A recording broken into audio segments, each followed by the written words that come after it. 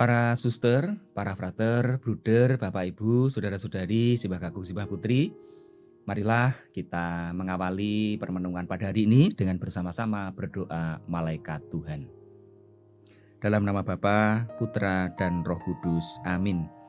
Bunda Maria menerima kabar gembira dari malaikat Tuhan, bahwa ia akan mengandung dari Roh Kudus. Salam Maria, penuh rahmat, Tuhan sertamu, terpujilah engkau di antara wanita, dan terpujilah buah tubuhmu Yesus. Santa Maria Bunda Allah, doakanlah kami yang berdosa ini, sekarang dan waktu kami mati. Amin. Sesungguhnya aku ini hamba Tuhan, terjadilah padaku menurut perkataanmu. Salam Maria, penuh rahmat, Tuhan sertamu, terpujilah engkau di antara wanita, dan terpujilah buah tubuhmu Yesus. Santa Maria Bunda Allah, doakanlah kami yang berdosa ini, sekarang dan pada waktu kami mati. Amin. Sang Sabda telah menjadi manusia dan tinggal di antara kita. Salam Maria, penuh rahmat, Tuhan sertamu. Terpujilah engkau di antara wanita, dan terpujilah buah tubuhmu Yesus. Santa Maria Bunda Allah, doakanlah kami yang berdosa ini, sekarang dan pada waktu kami mati. Amin. Doakanlah kami ya Santa Bunda Allah, supaya kami pantas mewarisi janji-janji Kristus. Marilah kita berdoa. Ya Allah, karena kabar malaikat, kami mengetahui bahwa Yesus Kristus Putramu telah menjadi manusia. Curahkanlah rahmat-Mu dalam hati kami, supaya karena sengsara dan salibnya, kami dibawa kepada kebangkitan yang mulia, sebab Dialah Tuhan dan pengantara kami. Amin. Sekarang saya akan membacakan bacaan Injil pada hari ini. Tuhan bersamamu dan bersama rohmu. Inilah Injil suci menurut Santo Matius. Dimuliakanlah Tuhan.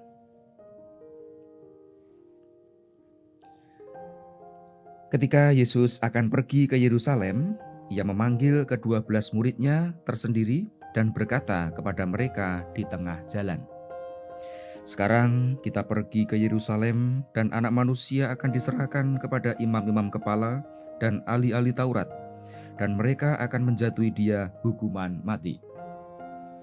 Dan mereka akan menyerahkan Dia kepada bangsa-bangsa yang tidak mengenal Allah, supaya Ia diolok-olokkan, disesah dan disalibkan, dan pada hari ketiga Ia akan dibangkitkan." Maka datanglah ibu anak-anak Zebedeus serta anak-anaknya itu kepada Yesus, lalu sujud di hadapannya untuk meminta sesuatu kepadanya.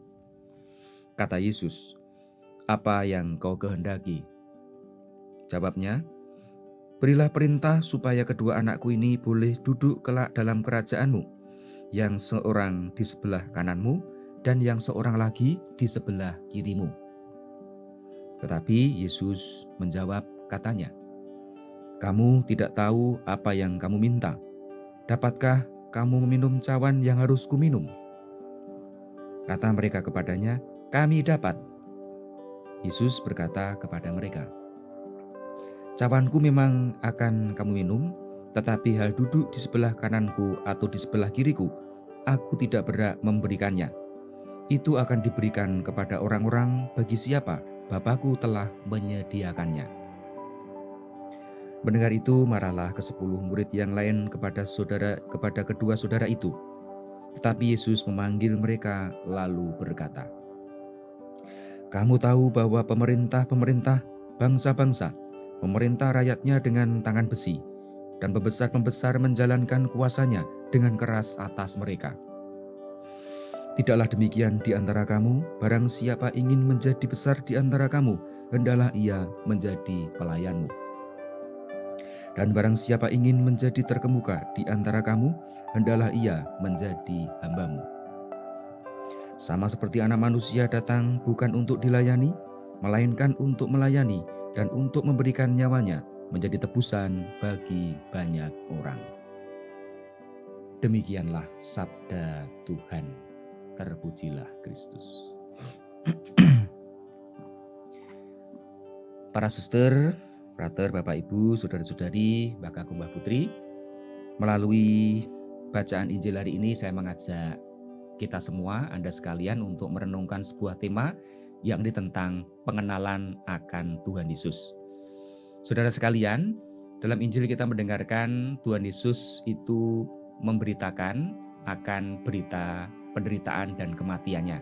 Lalu kita bisa mendengar ya bagaimana reaksi para murid. Dan sebetulnya kalau kita boleh berefleksi, para murid itu pada waktu itu mereka sedang berproses untuk mengenal Tuhan Yesus. Sehingga mereka kadang-kadang tidak memahami mengapa Tuhan Yesus memberitakan dirinya akan wafat dan juga akan bangkit, akan menderita, wafat dan kemudian bangkit. Bahkan mungkin dalam hati mereka bisa saja kemudian bertanya-tanya, bagaimana mungkin Sang Kristus Tuhan kita ini kan luar biasa. Dia bisa menyembuhkan orang sakit, bisa mengusir setan, bahkan bisa membangkitkan orang mati.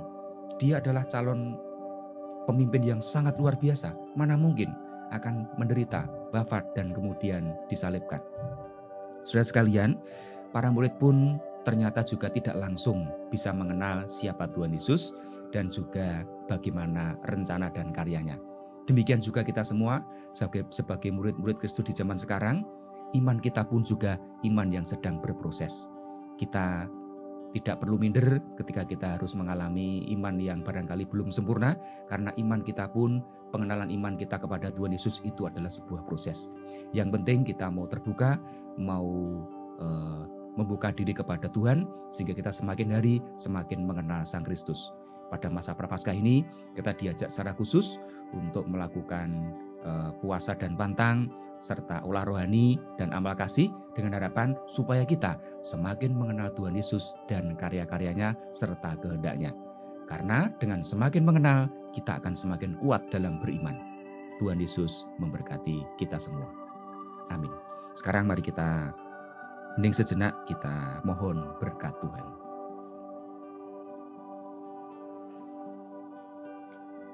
Tuhan bersamamu dan bersama rohmu.